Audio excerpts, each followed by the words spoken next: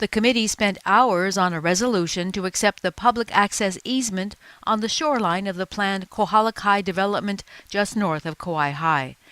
Several people testifying from the Waimea video conferencing site testified against the resolution, and many spoke in opposition from the new site in Kohala. At no time did the developers or any other representative contact myself and any of the members of my ohana.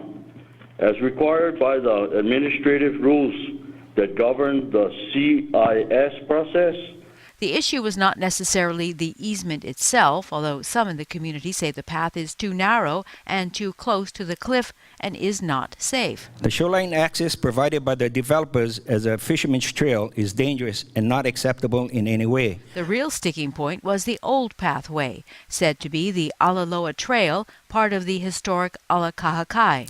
So the court made it very clear that the state owns this trail, and so therefore I think that this council should be wondering why the DLNR is not participating in this, why members of the community have not known about this.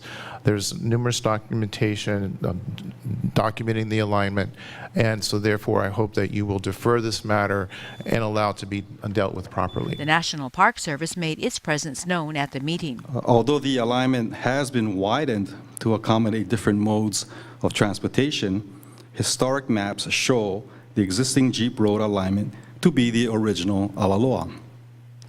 As such, this verified ancient trail remnant segment falls in the Kohala Kai NHG Comprehensive Management Plan highest priority for trail segments. I think the actions of the planning department or the planning directors were abominable, absolutely abominable in this case. The easement was a condition for the planning department's approval, and so a refusal to pass the resolution brought up some potential legal entanglements for the county. I am also appalled by this particular situation. Mr. Brillante, the first thing I want to talk to you about is what happens if we vote against this resolution in its entirety. Just vote it down. What happens? As I've been considering that question, I think one of the things I'm going to request at this time is that we move into executive session. And the reason for that is I think there may be some potential liabilities attached, possibly, if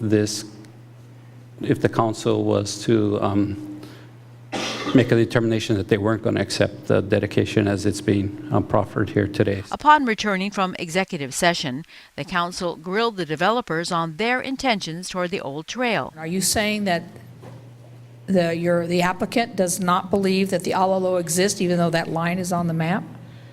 Not legally on our property, that's correct. Not legally. The measure was postponed until the next committee meeting.